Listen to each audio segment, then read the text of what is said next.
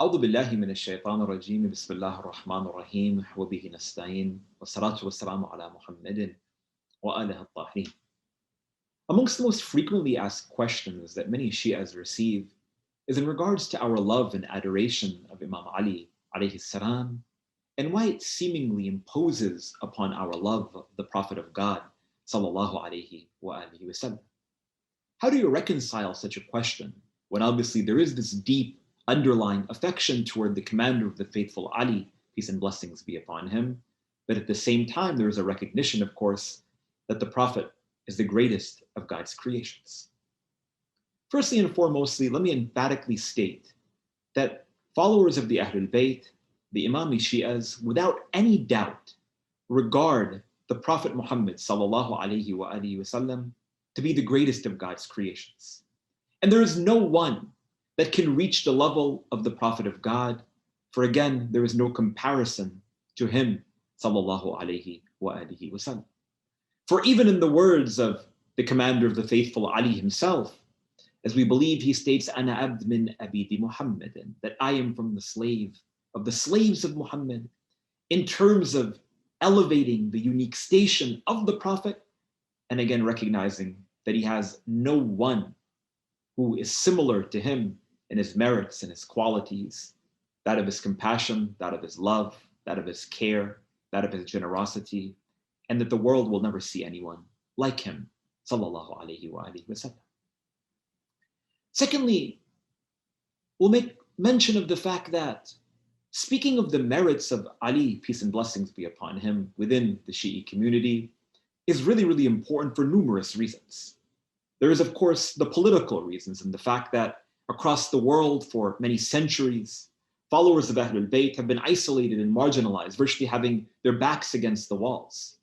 So many a time, in order to validate their identity and their experiences, in mosques and Islamic centers, there is often an opportunity internally in-house toward solidifying our love for Ahlul Bayt alayhim salam, and specifically to the unique station that we believe Imam Ali alayhi salam holds.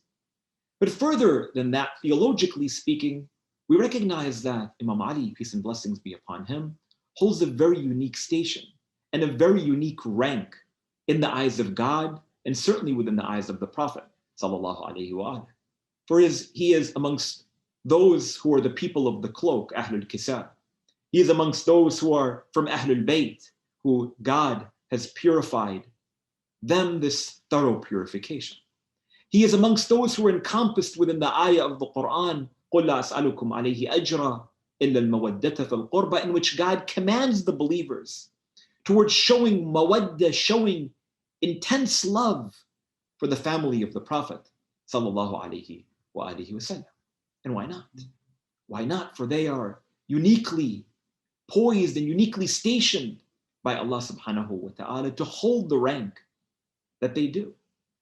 But thirdly and finally, and perhaps most importantly, what is the harm, again, in recollecting the merits of Ali alayhi salam? And how does that take away anything from the Prophet sallallahu alayhi wa sallam, like many seek to claim?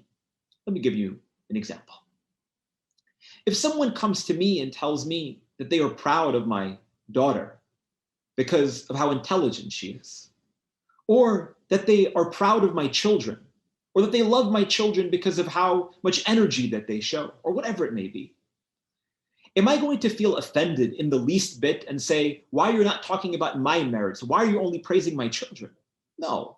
As a father, I'm going to feel a sense of comfort. I'm going to feel a sense of satisfaction.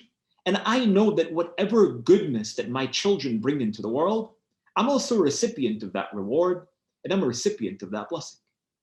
Similarly, when we talk about Ali, when we talk about Fatima, when we talk about Hassan or Hussein, or any of those members of the prophetic household of our messenger Muhammad sallallahu alayhi wa sallam, we state that the love that we show for them, in reality, of course, is a reflection of the Prophet of God, because they are from the household of the Prophet of God, sallallahu alayhi wa sallam.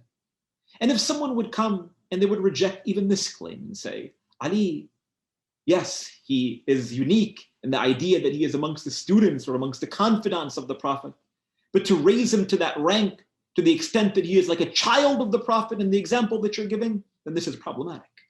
Well, then I'd respond this way. And I would say that me, as a teacher, as an educator, as a university professor, if someone comes and tells me how wonderful my student is, wonderful my pupil is, in that particular field in which I have taught them, I would also feel a sense of comfort, and I would also feel proud. And I would also recognize that whatever that they do with their knowledge and their implementation of it, or their teaching of it, that would also come back to me. And I would reap in the rewards and the blessings and the barakah of everything that they go out and they do with the knowledge that was disseminated from me unto them. And who would claim that Ali, peace and blessings be upon him, is not amongst the greatest of the students of the Prophet of God? For did not the Messenger sallallahu alaihi wasallam state, "Ana madinatul ilm wa aliyun babuha," that I am the city of knowledge and Ali is its door?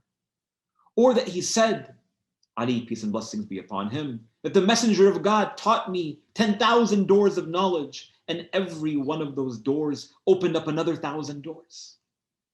So without a doubt, our appreciation and our love and our adoration and our veneration for Ali ibn Abi Talib, peace and blessings be upon him, is nothing but a reflection of our intense love for the Messenger of God, Muhammad sallallahu alaihi wa alihi wa sallam. Walhamdulillah rabbil alameen. Wa sallallahu ala Muhammadin wa alihi at-tahirin.